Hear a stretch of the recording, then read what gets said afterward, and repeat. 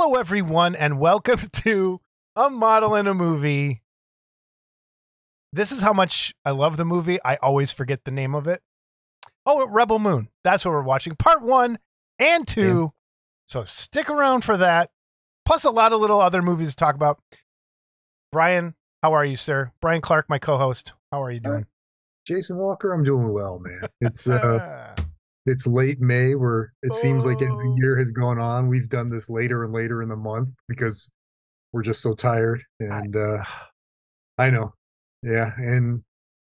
But we recorded it. We did not record the conversation before because legally we cannot. Well, we could record it. We just wouldn't have jobs. We wouldn't have jobs. Are you done? When's your last day of teaching? I have to go the week after Wonderfest. Oh, that entire week. So yeah, that's why we talked about that. If you remember, I said normally I stay Sunday to Monday. That's right. Next year, I've already looked. They put our calendar out. It's the same thing. We're going to that June 5th, so I know it'll be the weekend before again. Okay. So mine is Thursday before Wonderfest is my last day. So I'm done then, but then you got to ride for 6 hours with Scott. Yes. Yes. Oh God. Yeah. You know what you do? You should call your doctor and tell him your knee's hurting you. By the way, how are your knees? Your knee good? Is it doing all right? It's doing all right, actually. That shot has held up pretty well. It's way past 6 months. Yeah. And they said that's Don't put that in there and tell him you need some Percocets. Take it, fall asleep on the way, you'll be good. Before you know it, you'll be there. Yeah, that'll beat the fifth of Jack that I drink the whole way down or something. Covered in Get salt. him arrested for drinking one drive. Anyway. Well, we have our usual our 100 people that watch this. We thank you every time. We appreciate it. This is the podcast that we like doing.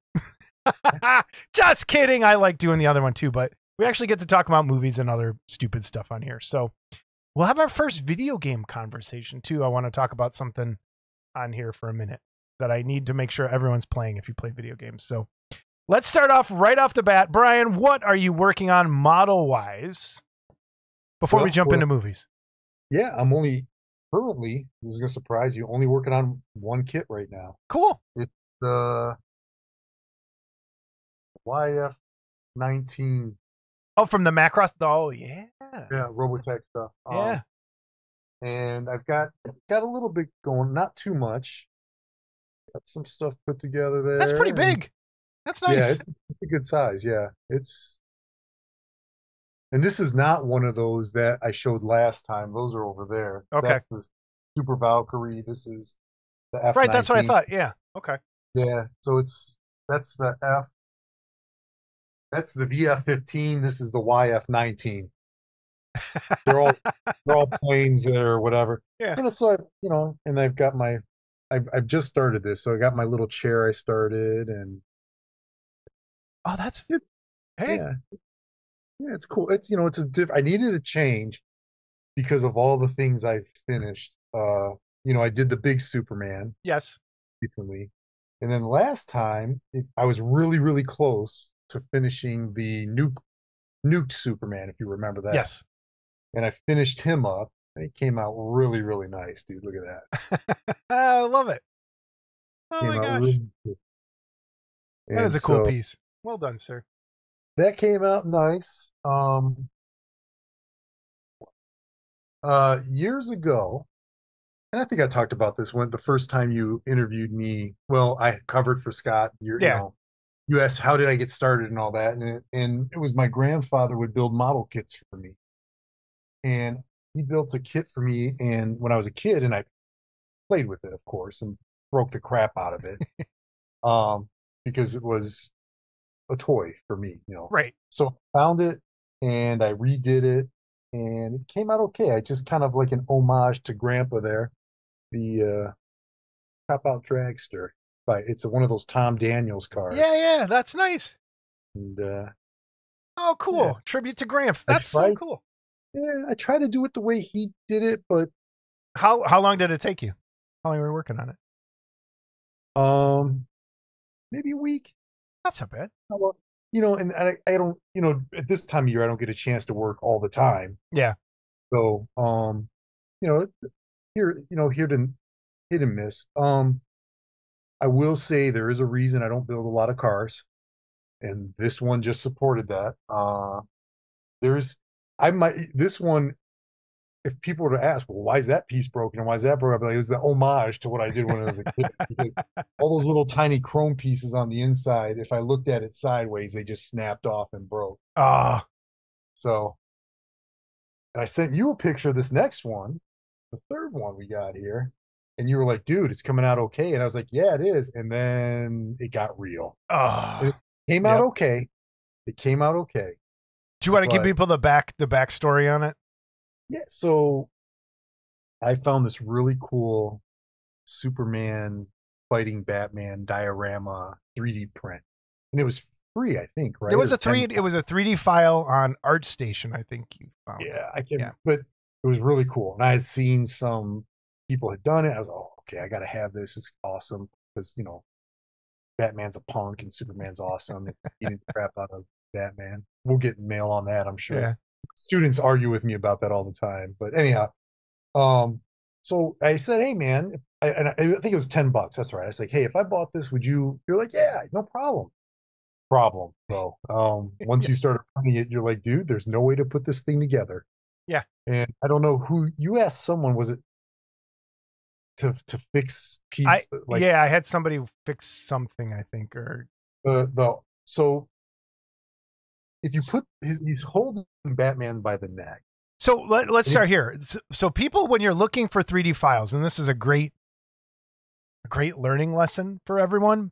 Sometimes if you go to places like ArtStation, you have people who do 3D models and then sell those files. They're not optimized all the time for printing, which means they're not cut. Sometimes they're cut into parts. Other times they are not. And other times they're just, here's my thing. If you want it, great. And that's kind of what this was.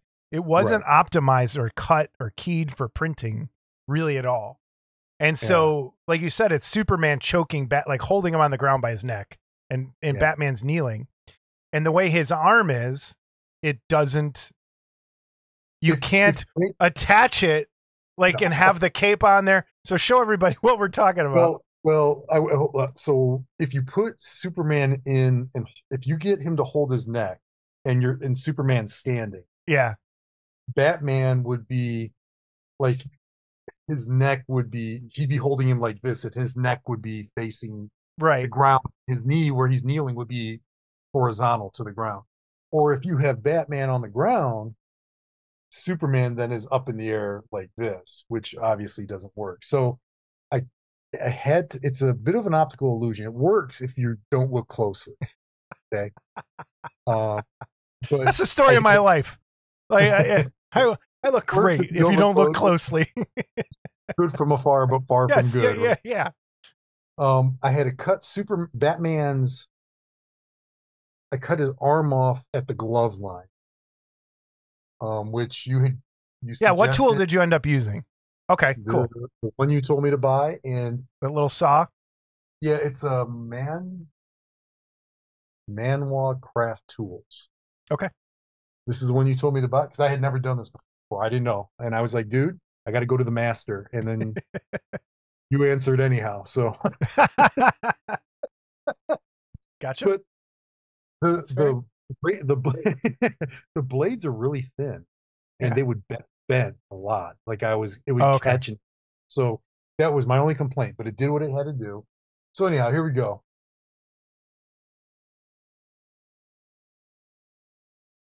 Dude. Okay.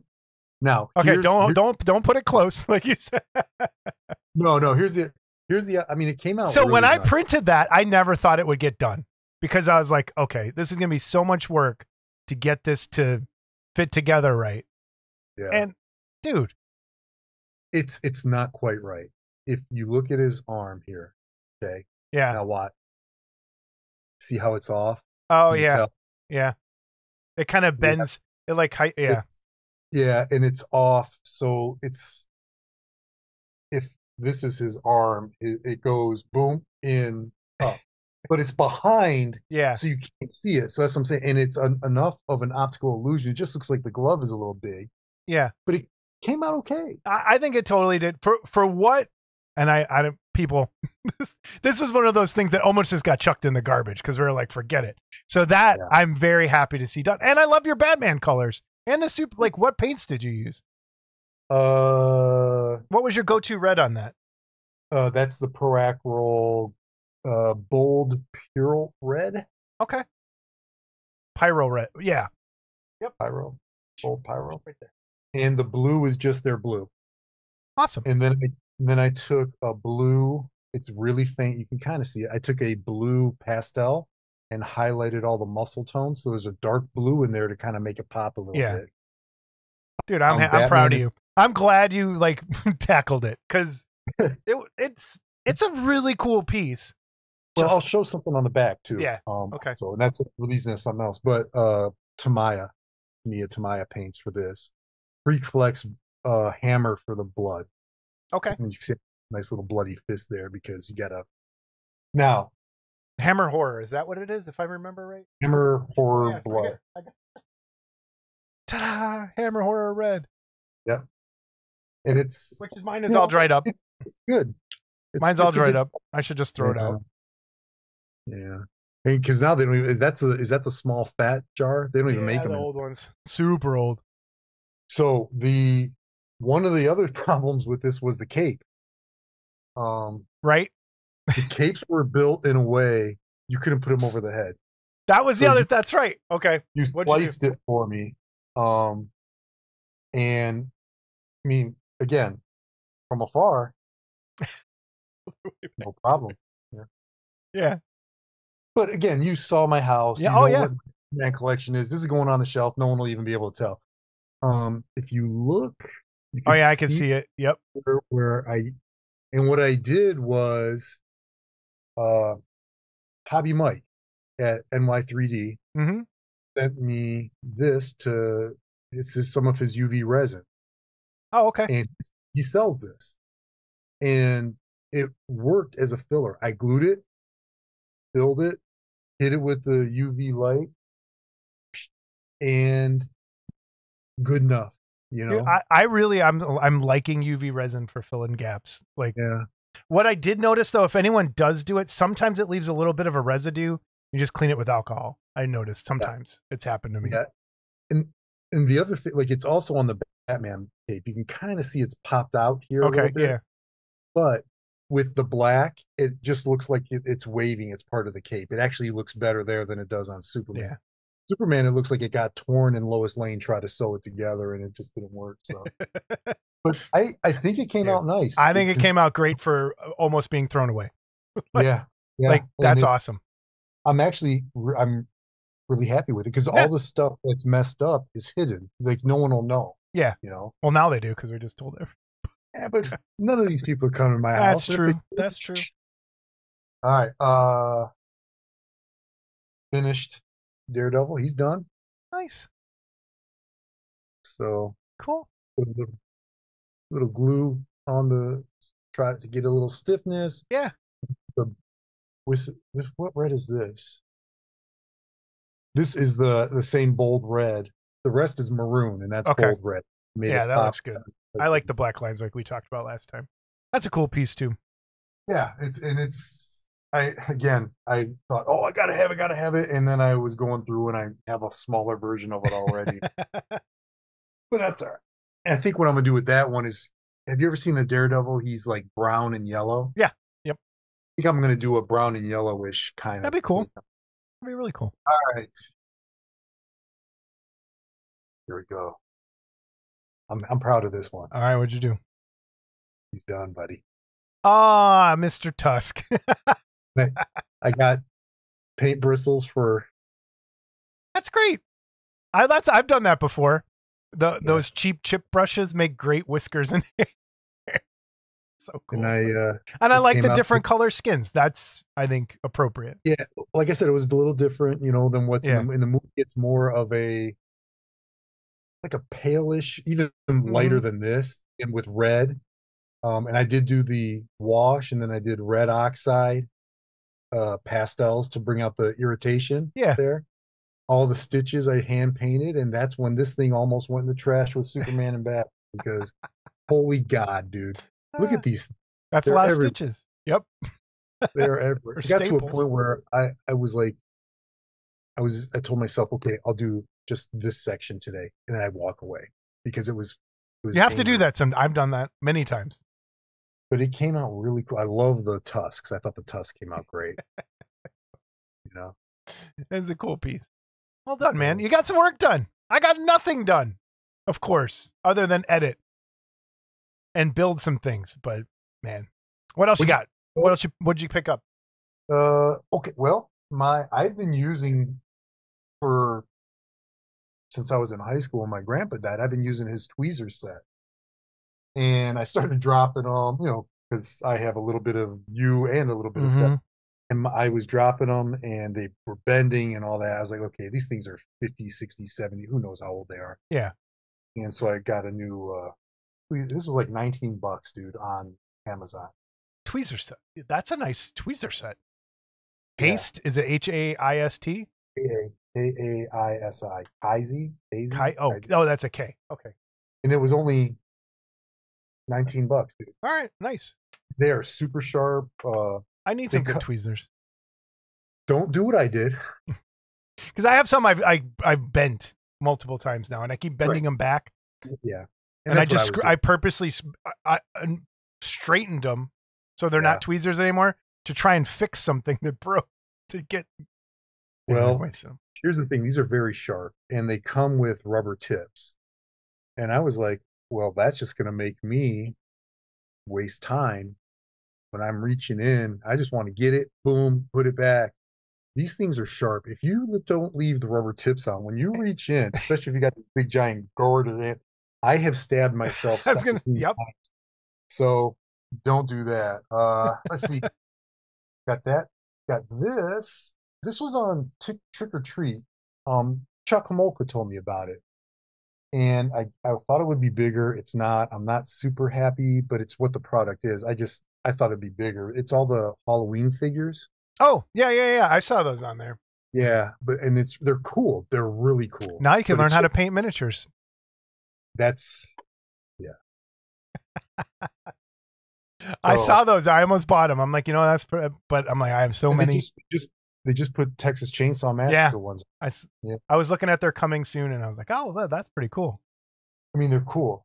And I love Michael Myers. I love that. That's my. Just keep them in the box. Put them on the shelf. Cool. I might do that.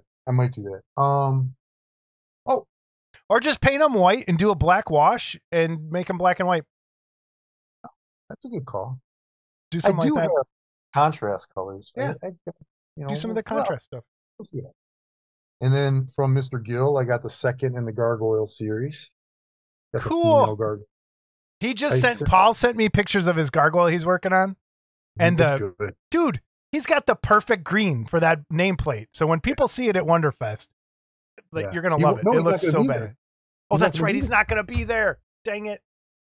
Maybe you can. I'll find a picture in the next episode of what he's doing. It's awesome. Yeah, I really like that. It's cool. And I'm like, that's a great piece too. Maybe I won't paint mine because he's killing it. And then on the bottom, you gotta paint it. I know. Mark Van Tine did a little gargoyle eggs for me there. So yeah, dude, that. And there's one more thing that I think I got to warn people about. Optimus Prime. I love Optimus Prime. They put out an Optimus Prime from the Rise of the Beast, which was the last Transformers movie. Okay, which I don't go to the theaters to watch those. They come on TV, I record them, and I'll watch them. Yeah. So I haven't seen one since maybe the third one. I don't even know where I stopped. So, dude, Hasbro put out an Optimus Prime, and I was like, okay. However,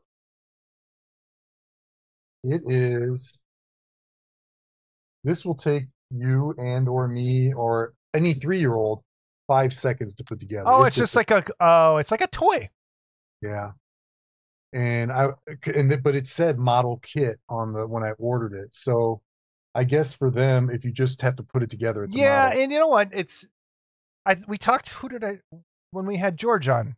We talked about some of those old Max Factory model kits were like that. They came pre-painted, and you just kind of snapped them together, and they're like an action figure you built. And that's kind of Yeah, the same thing. The one good thing about that, how expensive was it? it was like $60. Oh, well, then I there goes my theory. I was gonna say if yeah, that was priced like for a kid, be like, oh, I'm gonna put this together. Oh, it's kind of like a model kit. It would be a great like gateway model kit. and there's 7 steps. I mean, and that's the. I mean, Yeah, maybe I'll put that's it all right. together.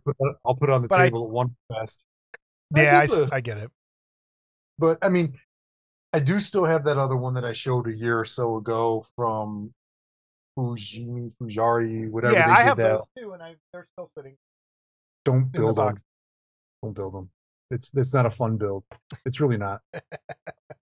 Buy this one because at least this one will look good when you're done with it. I have the toy from it was like a Target exclusive. That's the old style Optimus that's die cast, and it has a Mm, base where you push a button and he talks, and he has the matrix of what is that? The you open it up, the thing's in his chest, the right. matrix of leadership or whatever it is, and it's pretty cool. He's got the Energon axe hand that you can put on him. It's a great little just toy, and I just have it sitting there. It's a great Optimus. Did you see the Megatron that's out now that transforms? That Yes, toy? I did. It's I like did. 3 grand or something, dude. Yeah, But it's yeah. cool. It's Cool. cool. I'll never own it. There's not enough blood in the world, but Oh I would man. start donating your plasma. Yeah. Yeah. So that's it, man. I That's just it. yeah, Cool. and I That's a think lot. How many um, things are you bringing to Wonderfest? Are you entering the contest? Not entering the contest? I was just talking to Jamie about this Saturday night. I got on Saturday. It wasn't a lot. It was me, Jamie, Bill Wilson, and Scotty Mills out of Canada. And I had to leave early. My daughter came home from work upset about and that's another thing. So I just kind of jumped off real quick. So that's guys, that's why I left. It wasn't I Yeah. just had to get out. I was talking to Jamie about it. I think I'm gonna put one, just one. Okay. Um, I've only done that. because well, because number one, think I think it's good, number one. And number two, I I have to leave pretty quick and I don't want to have to be and this is one Packing. I could just throw it in a backpack and Yeah. go, Yeah. no matter what. So Cool. Well, good luck. I hope thanks, it man. gets something. Now you, what are you putting in? I heard you might be doing it, I'm dude. not entering anything. I've got nothing got painted. Nothing. Ah, So Wonderfest prep has been that's all I've been doing is printing things for Wonderfest. So gonna have quite a bit, I think, at the table. I kind of want to leave some of them as little surprises, but I'm gonna have a Hulk, the Gladiator Hulk. I'll only have 3 plus 1 copy that will be on this display. I'm not gonna have anything painted. I'll have some Nosferatus, some Frankenstein's monsters, some Creature from the Black Lagoons, a couple other things, some little busts. I think I'm going to do like a little bargain bin bust, like those Terminators, all 3, the one with the glasses, the one with his normal face, and the one with the robot part showing through, the Terminator. They're only, I think they're the 1/12 scale, or they're small. They're only about that tall. And I think I'll make like $15 like for one, and just some cheap little things that people could, just paint. yeah. And a couple other things, but that's just been getting ready for that. I have bought some paints again, go figure, some new paints to try.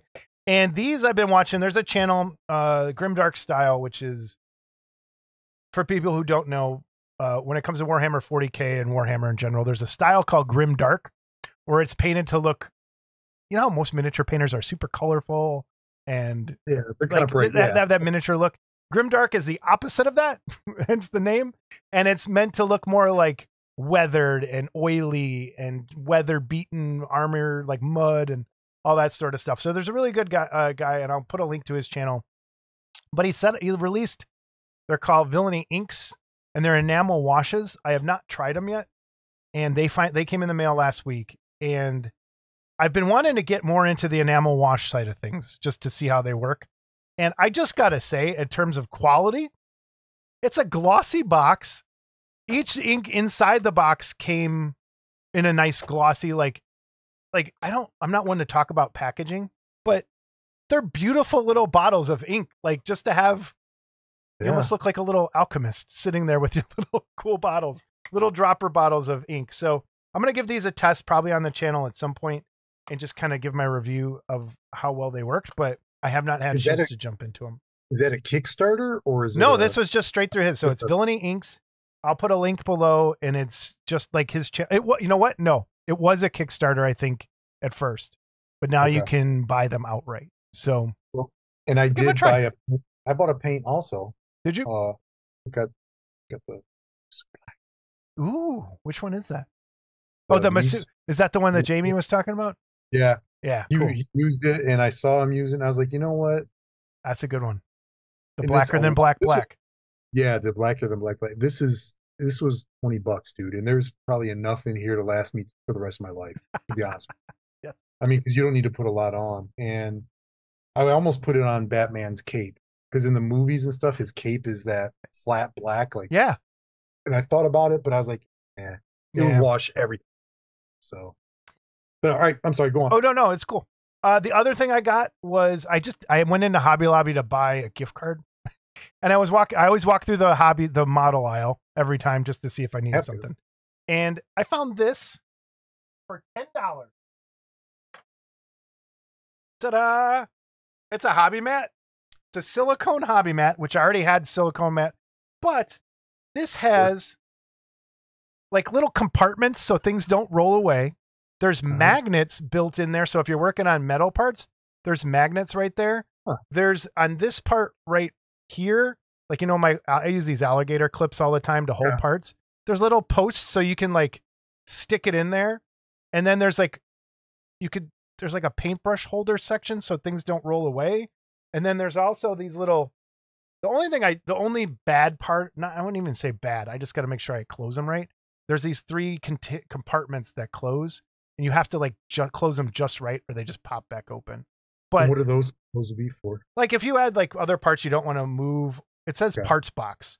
So like, but I would even think like if you're using like almost like a mini wet palette. Yeah, it's almost like you could throw some like liquid green stuff in there and just keep adding water to it when you're working on it. It doesn't create an airtight seal at all, but if you're trying to keep something from, you know, getting in there contaminated, I don't know. It's a lid on there. But I love this thing. It's only $10. Whereas like the normal silicone mats, hobby mats are a lot more. And it even here, like for little tiny parts that you won't want to roll away, it's really cool. That's smart. Yeah. It's a really cool thing. So check it out. It was a Hobby Lobby. It was $10. It's made by, I think it's their in-house Chinese whatever company it is. But it looks like that. That's what the label looks like. Silicone. Check that out. That's cool. I really like that. That's what I got. Let's talk about some movies. Let's do it. We got a lot before we get into our main movie. So I want to just real quick, we'll do like a little speed round. I finally watched Dune Part 2. Because my 4K came in. I did not go see it at the theater. I waited. And I loved it. I think it's fantastic. It was a great sequel to the first one, which basically ended where this one begins. It's basically one movie still. So if you have not, and you said you have not seen them, I think they're really, after watching Rebel Moon, please watch Dune. They are really good. Like they're like, I don't want to get into the other stuff yet, but it's like things matter in the movie and things look like they're done on purpose. And everything has like the style and of the different factions, and everyone kind of has their own little thing. The architecture is amazing. The costumes are amazing. It's beautiful to look at. The sound design is absolutely top notch. That's all. I mean, it's on HBO Max now, so both parts. I think. Well, I don't know if part 2. It'll be on before the end of the month. Should be soon. It's not on already. So I'll sit down and watch them. I really never like been. Did you read the books? I did not. But and this. Oh, actually, we'll talk about 2 video games. One of my favorite video games of my top 10 games of all time is the Dune RTS real-time strategy game that came out in like 1991 or 2, like when I was in high school. And that's what got me into Dune, was this one stupid little where you control your little army on the map and like that kind of stuff. And my brother, though, he has read all the books and he always talks about it and stuff. But this one, I guess, is a lot closer to the books than the original David Lynch one that came out. But it's. Did you ever watch the Lynch one? I love the Lynch one. Love that one. Yeah, I do. It's out there, man. I really love that one. Just building on what you're saying, that is one of the things I forgot. I watched a documentary on Darren Aronofsky's Dune that he was trying to make. There's out there. It's really, if you're into Dune, you need to find. Oh, I did. I didn't watch it, but I saw the trailer for that. And then there was also the Sci-Fi Channel miniseries, but I don't think I watched that one. I haven't watched that either yet. But this is like just the sound alone is worth watching for. And that's, I think it's just okay. So, and I will check it out. It's on my list. It's never been. I get it. So. I get that. Right. Up next is, I just want to show a couple other Dune pictures. Like even like, I want to rip on my other movies so bad right now, but just the costumes, like these right here that I'm showing are the Sardaukar, which are the Emperor's army, and they're just the detail in those guys and their voices and the way, like everything is just, all right. Next movie, Late Night with the Devil. You told me, that I needed to see that. You do need to watch it. And since it's been like 3 episodes since I've seen it, I want to just make sure that everyone goes and gets Shudder because it's going to come up here twice. Shudder is, I think, $10 a month. And it is well worth every penny for the simple fact that Joe Bob is on there. And I'll talk about that next. But Late Night with the Devil is a twist on the found footage kind of movie. A la Blair Witch, that sort of like we found this tape. So this is basically a tape that went missing after something happened during a late night talk show in the 70s. And I loved it. I thought it was really, really well done. Yeah. It really brought me back. And it takes place, I think, 77. So I was 3. But it you know how like the feeling you had, like just think of like 79, 80. And what TV looked like, and just that sound. Yes. Yeah. And it was like, I wish they would have pushed that a little more in terms of like a filter to make it look more like an old tape. It looked a little too clean, but you remember how Carson had the little, like when they broke to commercial and there was like the little cartoon picture that would pop up in the music, like that happens in here as they cut to, and it just brought back so many feelings of watching TV when I was a kid. Yeah. And so, but as far as the movie goes, I think it was really well done. The story's really cool. There's a lot of little hidden backstory in there if you kind of pay attention to it. And it's a possession movie because they bring a girl. They have basically it's Halloween night and he's sinking in the ratings, and they bring this girl that's supposedly possessed, and they're doing a live Halloween special, and they interview her on the show, and hijinks ensue. and the way that like it does a little twist on the possession thing that I don't think's been done and I don't want to ruin any of that. But after you watch it, we'll talk about it again. But I really like, here's the girl that's in there. And the actor is the guy that played Polka Dot in the Suicide Squad. I didn't see the second one. Oh, the second one? Okay. So watch that too, because that's really good. I know. I know. But he's a Chicago guy. And it's set like originally it starts in Chicago and I think moves to New York. And so it was just one of those kind of cool things. So anyway, watch Late Night with the Devil. I think I was talking to a friend online and I was like, the best way to watch this movie is I hope they release it on VHS and then watch it on an old tube TV. And I just saw that the company is putting it out on VHS in like a weird like collector's box. So but it's $90. But who has a VHS that still works? Do you really? I do. Yeah, I do. I totally. I'm. You know what? In all honesty, back over here, I've got a bunch of shows. Probably do. I might have them. I don't have a little tube TV anymore, so I'd have to find a way to like watch it on regular. You know, even coming through a VHS, it's gonna be a little grainy and a little That'd still be pretty cool. And then I'll just don't watch it till I'll come over and hang out. We'll watch it together. All right. Next thing I watched, and this was a Jamie pick. Jamie upstairs, Jamie, not Jamie Sai, was Night Swim. I remember the commercial for that. Oh God, it was not good. But it was entertaining for a minute. It's one of those scary movies like the whole premise falls apart when you don't go in the swimming pool. So Right. I it's can all tell it's you a, that, but right. It's like Jaws. Stay out of the water. No problems. Like, what are you you don't gonna see me in the ocean, do do? you? Right. So it's about a haunted swimming pool, and that's it. Like it's just one of those movies. A Blumhouse, dumb. Like, and House. I watched another review, and they even said, and I didn't really realize it until after they said it. It's basically rated G. Like there's no real gore. There's no like cursing. It's like it's so safe and just It's one of those Oh, you movies. could show it at school type of Yeah, things. you could. You could totally like this is Yeah. dumb. So did you at any time were you sitting there and going, "You moved the headstones, but you didn't move the bodies"? That's what I would have been thinking. That's what I thought the entire time I was watching the commercial, and I was like, "I'm never going to see this Um, movie." it's kind of like that. Yeah, I would never It watch it. involves Native Americans. I'll I've say- yeah. okay, thanks, Blumhouse. Okay. Yeah, it involves Native American land, and they never say which Native Americans because they don't want to Don't want to offend offend any people. Native American tribe. I would think is the super safe, super dumb, worth. It was fun for like 5 minutes, and then the main actress in this in Night Swim is the daughter of Mike on Better Call Saul and Breaking Bad, which she was pretty good in those, and she's pretty good in this. It's just is what it is. it But is what it anyhow, is. You mentioned Blumhouse, and Blumhouse just I was told, and I don't know if it's 100% correct, they got the rights to do the new Halloween television show. It's going to be on Peacock next year. So I don't know if Well, people, they have the right because they did the last three. right, but that was it. They lost the rights. So then Well, they should have. you know what? The first one wasn't bad.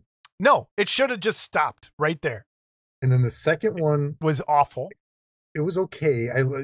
When he went crazy, it was awesome at the end. When he just started slaughtering people, it was Yeah, great. The third one was not a Halloween movie, yeah. but No, I didn't know what he was trying to do. Anyhow, that's neither here nor there. That's yeah, not why yeah. we're here. But anyhow, so it's supposed to take place in the 70s and it's supposed to be something there. So I don't know. We'll see. Okay. The next thing, and this brings me back to Shudder, is a movie I had never seen, and I think I stole this from someone else's. I just grabbed an image because I was looking for the poster. Death Spa, and it was on Joe Bob Briggs' Last Drive-In, and I just watched it last night or the night before, and holy crap, it's an '80s health spa themed horror movie. I think it came out in '90 or '89, something like. It has the greatest kill I've ever seen in a movie. Don't don't ruin it I because I I'm not think going that's to on ruin it. my Amazon list. I think I have that on my list. It's up there with if there's a movie about a killer water slide park also. I think it's up So, I think it's Gore man, I Splash highly suggest if you're in for just a dumb '80s horror movie, always Death Spa was so freaking good. nice. There's two kill, one of the best kills I've ever seen. So when you do see it, we'll talk about it. I'm gonna just have to get Shudder. That's it. Yeah. Okay. Now you got some other little minor movies here. Yeah, a couple. I First got a one is couple, two, three things. Been watching a lot of stand-up comedian stuff while I've been painting. That's neither here nor there. But movie-wise, I just watched. It's called A Disturbance in the Force, and it's a 2-hour documentary, hour and a half about the Star Wars Holiday Special, and just the people who made it are interviewed. The people who wrote it are interviewed. The people who starred in it are kind of interviewed. There's because a lot of them are dead. But it tells some mythology that's been out there about the Mark Hamill plastic surgery stuff. I'm sure you've yeah. heard that. That's not real. Mark Hamill addresses that. He's like, yeah, he goes, that's not plastic, but it's really good. It's I have it on Blu-ray. I have it on a DVD. somewhere upstairs, and I've watched it more than once because apparently I hate myself, but I have watched it. But it's really, it really is. It's really interesting. It breaks it down, All right. the process and how it just fell apart as they were making. It's really not what they wanted, but it is what they wanted. And when you make what you don't want with what you want, and it's perfect. Okay. I want to watch this documentary, so that would be cool. I love good documentaries about weird stuff. I do too. So and then up next, Oz. Yeah. Oz. I started watching Oz, man. It's a show I never watched. I didn't either, and I watched the first couple episodes, and I'm hooked. It's good. It's a really gritty, violent, realistic look at prison that I can tell so far. Does it feel, my only concern about going back to watch this is, does it feel like a period piece or does it feel dated? It does feel a little dated, only because, I mean, it's from, I want to say the late 80s, early 90s. No, maybe no, 90s. I think it's like 2000s. No, it's the 90s because it was on when I went to I watched one episode on my honeymoon because it was here in Hawaii and it was on site and I watched it. So that was 98. So it started in the 90s sometime, maybe 95, 96. But it's really good. It's gritty. It's fantastic. So 97 to 2003. There you go. And then one more. So highly recommend, just based on 2 episodes. I'm digging it already. And then the last one, I just finished season 2 of Arrow. So you're a DC nut, man. You love your DC. You know what? I am a little bit. Yeah, I am a little bit. And this is really good. Did you watch this at all? I did not. The Flash, the first, remember I was watching that. The first 3, 4 seasons of that, really, really good. But again, every episode, every year, the big bad was a evil Flash. So it's like, okay, that kind of gets old. This one though, it's dark, it's gritty, it's got some corny TV tropes in it and that kind of stuff, but it's good. So the first 2 seasons have been great so far. Okay. And I can watch them again during lunch and don't have to worry about a kid walking in and that on the screen, So well, cool. Does Superman ever show up? Do other heroes ever show up? Yeah. Okay. Yeah. And I don't want to, but don't ruin it. Yeah. Yeah, because if you do, it's worth it. It really is. Even if you're not paying attention, just like I have, again, my screen here, my computer. Yeah. I'll be working on a model and just, it's a good story, and I'll just. That's what I did with Gotham. I watched all of Gotham from right here while I was working on stuff, and it was great for that. In the first 2 seasons and the last season are really good at that show. Yeah, yeah. The other ones in the middle. I like Gotham more than I thought I was going to. There was parts that were pretty cool. I agree. So that's all I got, my man. Well, this brings us to Rebel Moon. Maybe the best film ever. Oh, no, it doesn't. Hold on. I said I had video game talk. Oh, yeah. So there's a game that Helldivers 2 is the game. And I have my list of the top 5 games of all time in my head. It's always kind of changing a little bit. And I'm one of those, I grew up video games. Like that's, Atari, well, Pong before that, all the way. Yep. All the way through. And I hadn't got a PlayStation 5 until just when Helldivers 2 came out.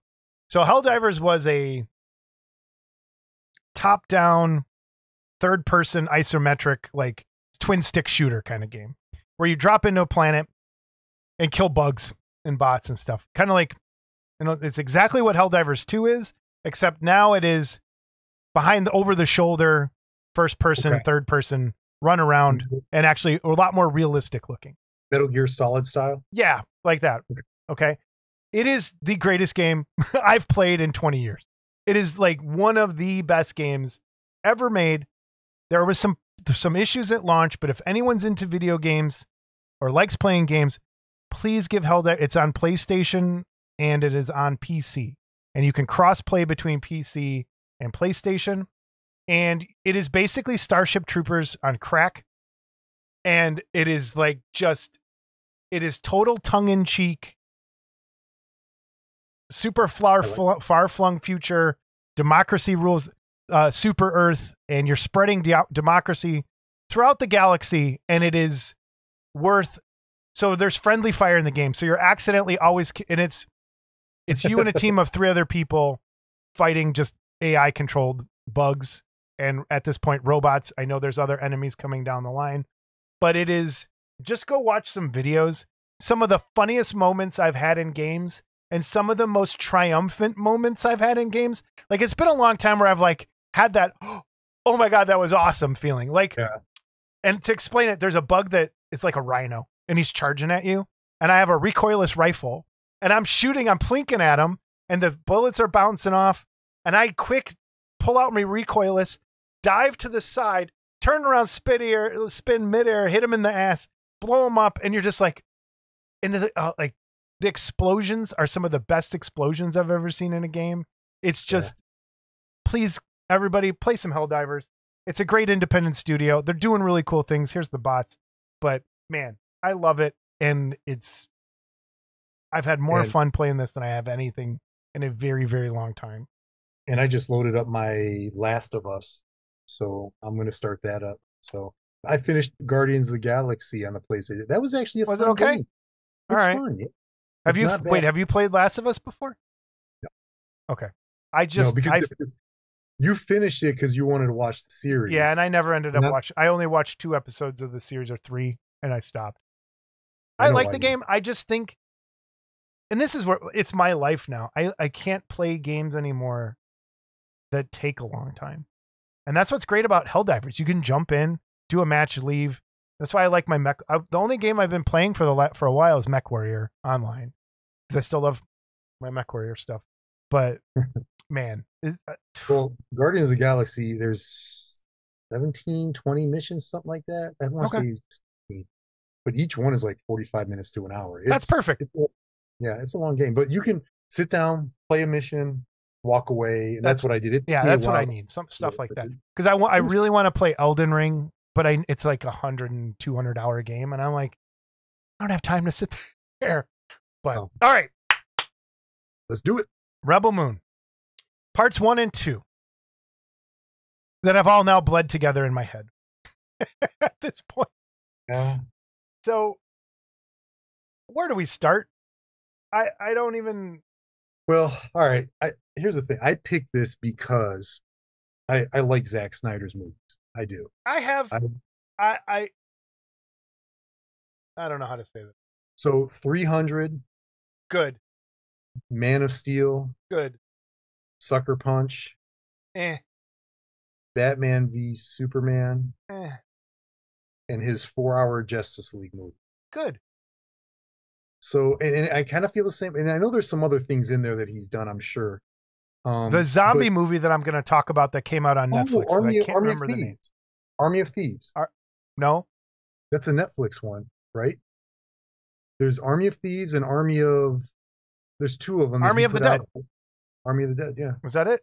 I don't know. I think it's Army of the Dead, and then Army of Thieves is the Army of Thieves was like the sequel, like prequel, right? With the guy? Right. Yeah. Right.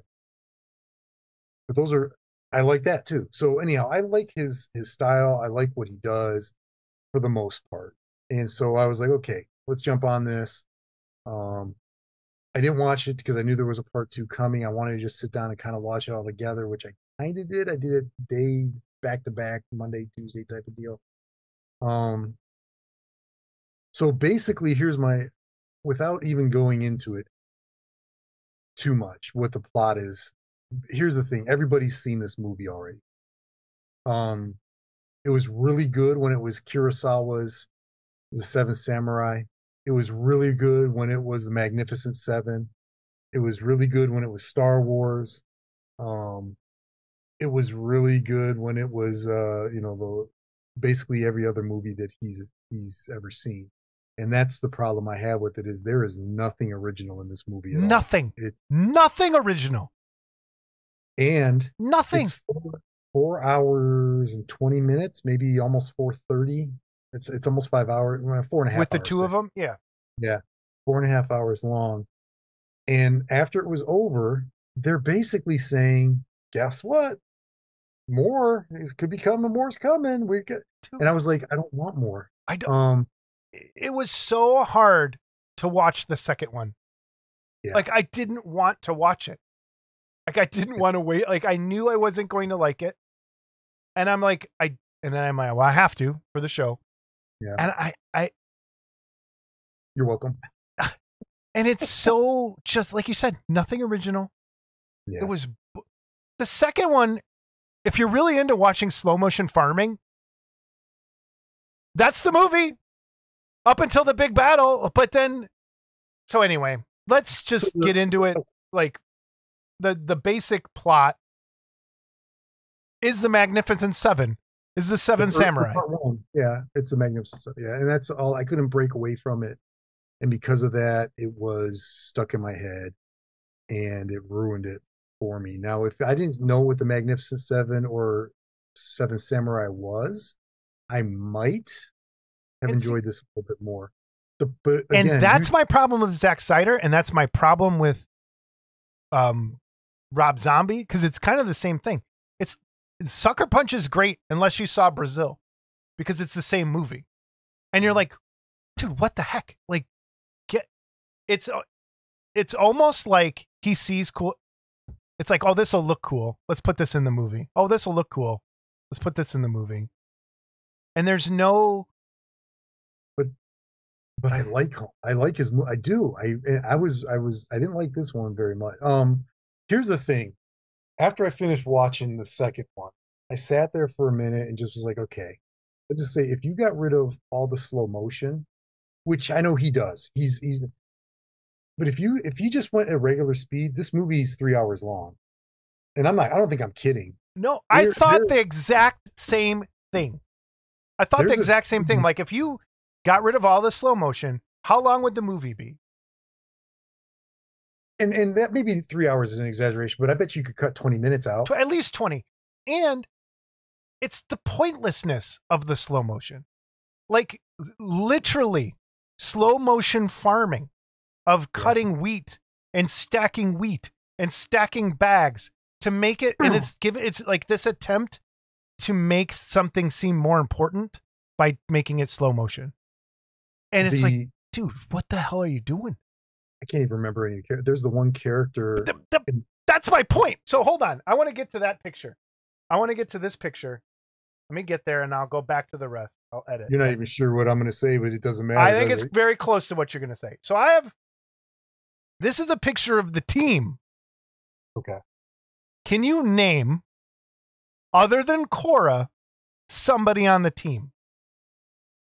There's Steve and Mike and John and Indian guy who I thought was Jason Momoa, who had lost weight, and then there's okay. I want to hear your names for him, and then I'll give you my names for him. Dude, I don't even remember him. I mean, honestly, so the one guy, I think it's the guy who I thought was Jason Momoa. Is he the one who jumps and he like stabs a spear through the machine and all that, and then he ends up dying? That's my Indian John Carter. Okay. John Carter, I like to. Dude, that when he jumps, that's 20 freaking seconds, I think. He's in the air for 20 seconds. Dude. And it was like I think I took a nap in the middle of his jump. Yeah. And that's my problem with the movie. And I think it's totally fair to compare this to Star Wars. Because it was originally supposed to be a Star Wars script that got turned down. Yes. So it is totally fair. What Star Wars did right, and I want you to so think of Rebel Moon, the first one, and think of Star Wars Episode 4, whatever, A New Hope. Okay. When you left that movie theater, you knew who Han Solo was. You knew who Princess Leia was. You knew who Luke Skywalker was. You knew who Darth Vader was. You knew who Ben Kenobi was. You knew who C-3PO was. You know who R2-D2 was. You knew their names. You walked out of there giving a crap about these people that you only spent. Well, how long is Star Wars? 2 hours, if that. 45, like hours, you knew their names, and you gave a crap. This movie, I don't care about anyone at all. It's just quick run here, run here, run here, run here, run here, run here, and the characters mean nothing. You have the space Antifa chick with the Antifa rebel people with her makeup and her hairy armpits. You have the Joe White guy, like that, just and you have Cora, the girl boss. You have the Asian lady with the lightsabers. That's all I know her as. I don't know her name. And and then you have the guy that's the Titus. His name Titus, the black guy. I think it's Titus. And he's a good actor. He's a great actor because it reminded me of. I think he was in Gladiator. Spartacus, wasn't he? As one of the Gladiator guys. He was in Gladiator, I thought. Wasn't he? He was either in Gladiator or Spartacus, the TV show. Yeah. And maybe it was Gladiator. I thought he was. But the he was trainer. fantastic. He's a great actor. He's really good in this too. But he's good in this. But it's like I don't care. Like, oh my god. Yeah. But anyway, it just I want to go back to the very first shot of the movie. Of part one. Let me get to my pictures. So while you're doing that and you're going through I knew I was in trouble when the movie started and they started doing voiceover a la B movies from the 1980s. In space, there was and I was like, oh no. And who's narrating? Anthony frickin' Hopkins. Yeah. Do you think he watched this movie? Do you think he watched it? No, he didn't watch it. He's not even in the movie. Dude, they sent him to a sound studio. They gave him $200,000 and he's like, okay, I'll go this crap. I know. All right. I knew I was in trouble when the first shot of the movie is a space portal vagina with a giant penis-shaped ship flying through it. And the point, and to the fact, like, everybody knows this looks like a vagina. To the point where they never showed it again. Because they must have, when the first one came out, everyone goes, dude, why do you have a vagina for your hyperspace jump portal? And they never showed it again in any other part of the movie. Unless in the third. The ships just start showing up. Yes. It's like, it just goes, whoop, vagina. And then, and I'm like, are you kidding me? It's like, what? It's totally what it is. And so I just want to run down. So then you start out, you get to the one, and I'll give it this. I liked some of the ship design, like the tech, like this. I think there was some really cool spaceship stuff and tech pieces. And I really liked the way the guns worked, like shooting, I'm guessing was like plasma or molten lead or something superheated that kind of glopped on things. Yeah. And I really like that. I had never seen that before. I thought that was kind of a cool, unless someone else has seen it in another movie because everything else is stolen. But it felt like a plasma gun. And I thought those were pretty cool. Yeah. The fact that when we get to the second one, the ships are powered by coal because they're in a boiler room for the engines. And then when the other things are coming in, they're smoking black smoke out of them. So like there was no cohesive, but some of the tech was cool and looked cool. And that's the thing. When I first saw the trailer for this, like it looked cool. There's parts that you're like, man, that's a cool character. That's a cool character. That could be great. Like each, and that's why I think it falls. It's like you're relying on things to look cool. Like if I were just like, you could make 100 model, like when it comes to model kits from this movie, thousands. There's so many cool looking things that you could do, but it's from a really dumb, stupid movie. So I wouldn't want it. Right. And I think that's part of it. Like there's no purpose for any of them. You know what I mean? Like the Millennium Falcon is cool, but there's a purpose to it. It gets you from A to B, and it's been changed, and there's something about it. And the thing about the Millennium Falcon is it's a character in the movie. Yes. That ship is a character in that movie. None of the ships matter. Like you have their main dreadnought, but it's every bad guy ship in every movie that gets blown up at the end. Like you can't describe it. Yeah. It looks like Spaceship Yamato from Captain Harlock, whatever that is. Like, again, even that is kind of stolen, but it's just, anyway. You have Cora, who is the main girl in the movie. No, I liked her better when she was the daughter of Thanos in the Avengers movies and Guardians of the Galaxy, because that's basically what that is. Yes. And then you have, again, Joe White guy, can't remember his name. You have the town villagers. I couldn't get past the Space Viking village like fake beards on everybody, and just ugh. The spaceship shows up. They see it in the sky. I'm going to sum up the movie in 1 minute. They see it in the sky. Oh shit, here he comes. And it was so predictable. Like from the first moment I saw this guy, I don't remember his name, but he's in The Strain and a ton of other things and Ant-Man and all that crap. You knew he was going to die in about 2 minutes. That the guy was going to land and he was going to kill him. You knew it. There was even a point. He's like Sean Bean. He dies in everything. Yes. And then there was one part where Cora jumps and I go, watch this superhero landing. And she fucking did it. Like right on, as I said it, as the word came out of my mouth. And I watched this with my friend Jim while we're watching it. And I'm like, watch it, superhero landing. Boom, she did it. There was at least 2 superhero landings in this stupid thing. Yeah. And then, so then main bad guy shows up. We need your grain, kills the main bad guy or main good guy to prove a point. We're bad people, blah, blah, blah, blah, blah. We got to get a team together to protect our village, blah, blah, blah, blah, blah. That's the movie. Yeah. And I noticed this in that Army of the Dead movie. And this probably was the thing I hated most about it. And it was a technical thing. And I'm going to put this full screen. I don't know if you'll be able to see it, but I wonder if you noticed it. It is purposefully out of focus in places. And it only leaves a narrow strip of things that are in focus. So if you're looking, this is a shot of the robot droid person sitting down with the girl with the bucket of water. So if you were going to look at this shot normally in any other movie, everything's going to be in focus. In this movie and in Army of the Dead, I noticed he did this a lot. There's only a slight narrow area of focus, and it's right on the robot's face. The girl's face is out of focus. The robot's feet are out of focus. The water's out of focus. The building is out of focus. The bushes are out of everything, to the point where I'm like, are my glasses working? Like, it looked terrible at times. Yeah. And it wasn't just this one spot. It was all over the movie, out of focus in spots. And it is the worst artistic decision I've ever seen in a movie. It's like you want to see these details and they're purposely blurred out. Right. Like it's just it really is at times visually incredible. Yes. Yes. Yes. And there's one it's funny you bring that up because this is the slide I was going to use to do that.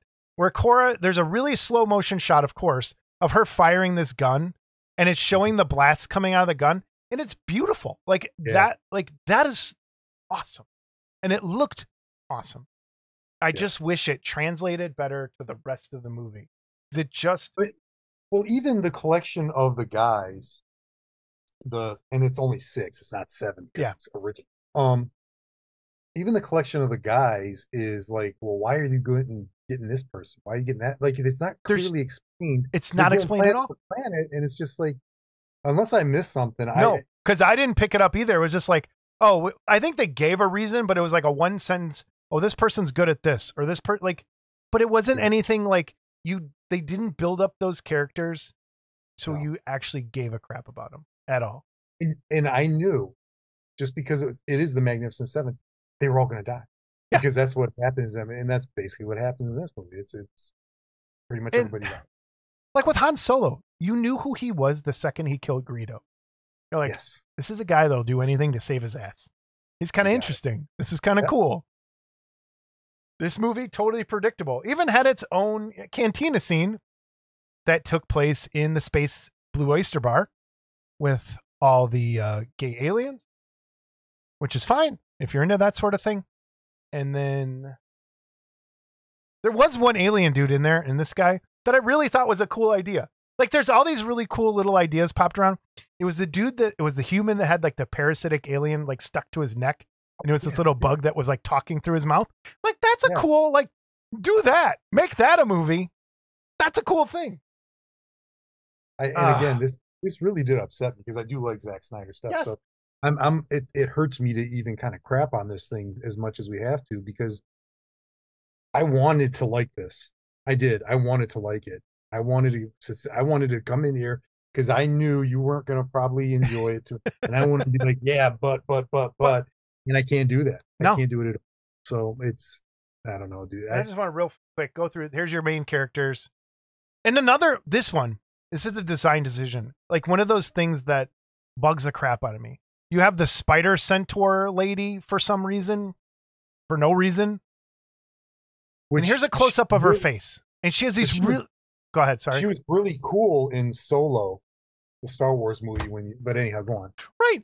But she has this face with these spider eyes around her head, but then normal people eyes right here. If you would have just taken those spider eyes and made them there, she would have been infinitely more terrifying and cool looking. Instead, no, we're going to make people eyes with contacts and then put these other weird ones around. It's just, I think, really bad decision making when it comes to some of the designs. And then on other cases, the designs are great. Yeah. I know. I will do this. This girl, the leader of the rebels, this chick. I gotta get her number. She's smoking. Other than that, forget about it. Here's Space Antifa girl. Don't care. Well, dude, what's that? Even the bad guys are basically the Empire. They're the white British guy. Yes, totally. And again, this shot here is James the robot, voiced by Anthony Hopkins, wearing deer antlers that he's kind of gone feral as a robot and walking around. It is an awesome shot. He's standing in a wheat field, sunset. Like, this is one of those shots from the trailer that you're like, this could be a cool movie. And I think the robot is probably one of the better parts of it. Like just his side of everything and the way he works and the way he moves. Like, really like that. A high point. Yeah. I'll give it that. Yeah. And of course, the second movie, the bad guy's not dead. Go ahead. I was going to say the symbolism of technology and nature. There's a really cool idea there, with him trying to more of like Data, I guess, on Star Trek, trying to be human and trying to embrace the human side of him because he wasn't created by him. Dude, that could be freaking awesome. Yeah. But he's just a side character. Unless in the third movie, that's going to be amazing. He does amazing stuff. So who's going to watch it? I'm not going to watch it. That's basically, we're watching it. We're in now. Of course, the bad guy's not dead. Second movie. And here's a scene, and I want... Oh, he's dead. They bring him back to life with the Bacta tank. Oh, wait, no, I'm sorry. That's right. It's not a Bacta tank. It's a LED light tank. With children's glue slime. And So I'm going to tell everybody, I'm going to put the link down to his video. So if you don't watch Critical Drinker on YouTube, he did the best synopsis of this scene from the movie. And he called it, the headline to the video is the worst scene in cinematic history. And it was the assassination of the king and his wife. And he just breaks it down and why it's terrible. I suggest everyone go watch that because he will explain it a million times better than I will. It's so bad. So bad. Here's the thing. Bad. Again, I like it when I teach it as Caesar. Shakespeare did it better. Yes. Yeah. I know. Yes. I know. Speaking of Caesar and their haircuts, we have the bad guy fresh out of the Bacta tank with his toga and Caesar cut. Like, dude, I don't even want to finish talking about this, but I do like this. If you're really into slow motion water bottle filling, here's your shot. If you're really into slow motion farming, explain it to me, please. Explain the water. Explain it. I can't. I don't understand. It was like if someone's fighting, in the Matrix, I think that's it. The Wachowski brothers ruined the world for us, or sisters now. When Neo ducked, everybody went, "Oh my god!" And it was cool.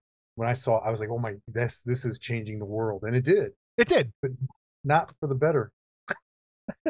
No. And here's let's talk about The Matrix for a second. The Matrix was one of those movies that was so original and so well done that it changed movies forever. Like everyone wanted to do that. Think of how many movies that came out after that were trying to do that. I really wish they would have just stopped. Like that was a perfect movie almost. Like when the ending was perfect of him flying away and being like, I'm going to save this place. Like you could have stopped it there and never shown another thing with the Matrix and it would have been amazing. And then instead it gets tainted. by the rest of them. Did you watch the new one? I haven't watched. I did not. I did not. I'll watch it. Yeah, maybe we should put that on our. Here's slow motion farming. Here's slow motion farming at night. Here's the robot watching them slow motion farm and slow motion dig a ship out. And then here's the battle. The main battle at the end of the second movie is pretty good. Like there's some cool stuff that happens in there. But again, stolen scene of the walking tanks was the Mumakil from Lord of the Rings. Straight up exactly when the... Or the AT-ATs. Yes, and the AT-ATs. Yep. I like this explosion. As we've talked about before, I'm a big fan of explosions.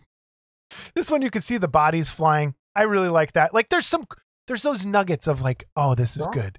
There's nuggets. And then you're like, God damn it, it's stuck in a horrible movie. And here's James shooting people. There's the ship blowing up at the end. That's Rebel Moon. Don't watch it. It's not good.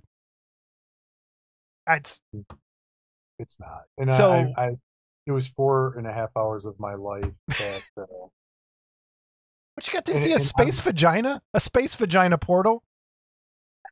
I'm a married man. I've seen. you. Never mind. I don't want to know about your space vaginas at home. All right. So when it comes to grades, sometimes things they're just not finished, and you just got to give them an incomplete because it's that bad. And you just I'm giving it an incomplete, dude. We've never had that grade before. I like that. They need to. Here's the other thing I thought. Honestly, there is a great, and I mean great, 1 hour and 45-minute movie in this. Yes, there's a great movie. That is a perfect point to me. I think you're 100% right. If you took these two movies and smushed them to an hour and a half, hour and 45 minutes, there's nothing in these two movies that couldn't have been done in one. Nothing. Right. Nothing. Right. And so it gets an incomplete because they didn't finish the editing process. That's pretty good, actually. I'm going to give it a D minus. I almost gave it an F, which would have been our first F. Did we give an F to anything yet? We said it's going to be hard to get an F, but I went below an F, dude. Yeah, you did. You did.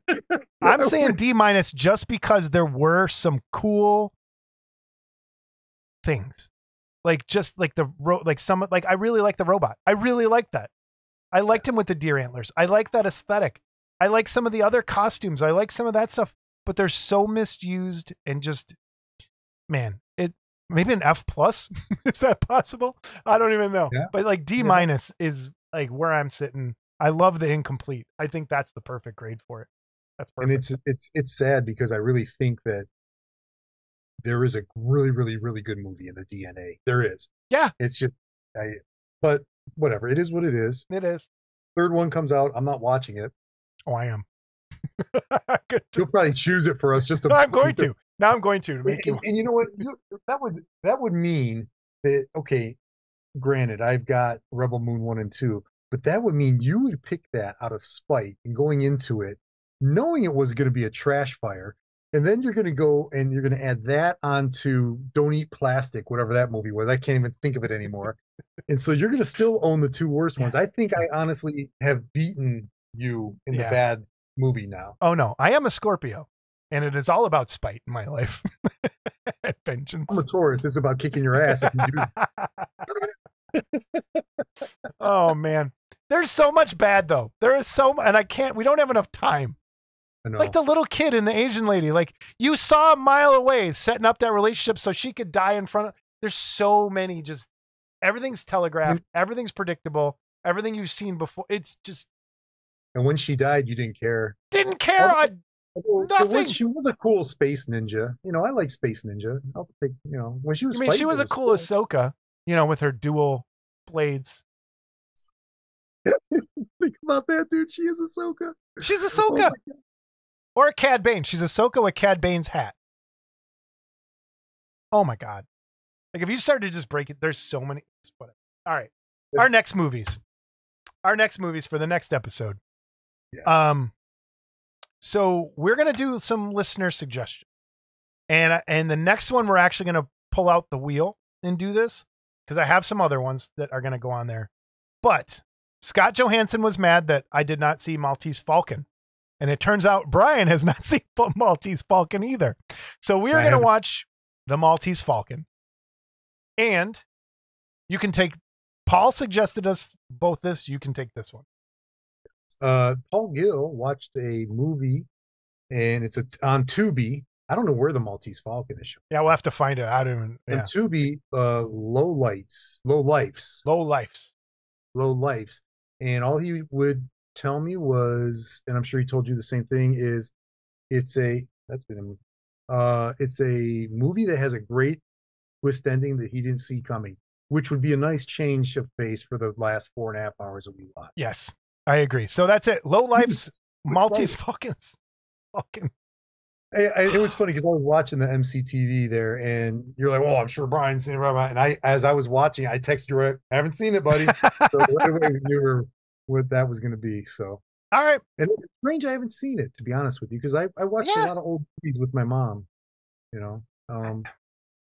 That's the first time the first place I watched Creature with the Black Lagoon, Halloween. My mom and I would watch movies together all the time. So I don't know how this one's through. Yeah, it slept through my cracks too. Slipped through my cracks too. I'll see you in a week. Well, yeah, week and a half. Yeah, I was just gonna say, dude, we get to hang out. Me, you, Jamie Sy, the human. I can't even say his name. The Salt Boy. Yeah, Salt Boy. We're gonna get together and maybe see George as well. I want to see George and hang out with some. Speaking of Dave Horvath, get well, man. Hopefully Dave. And if you're not, I'm glad he made it back to South Bend. So yeah, Wonderfest's coming. We'll see everybody there. Stop by the table, say hi, and then I'll be with Jamie, by the way. Yeah, you're going to be over by Jamie? Okay. Jamie, yeah, because he's they moved him to B, then they moved him. He's across from Terry Webb. Yeah, he's across from AFM now.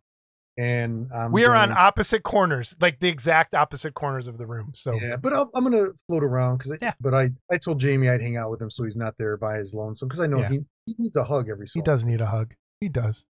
So all right, everybody, we'll see you next time. Model and Movie again. Model Club TV. It's going to be a live episode coming back, and then the plan is talk to Brian about this. We're going to do these live once in a while too. So we'll get there. But all right, man. Thanks. We'll see you soon. See you, buddy. Bye.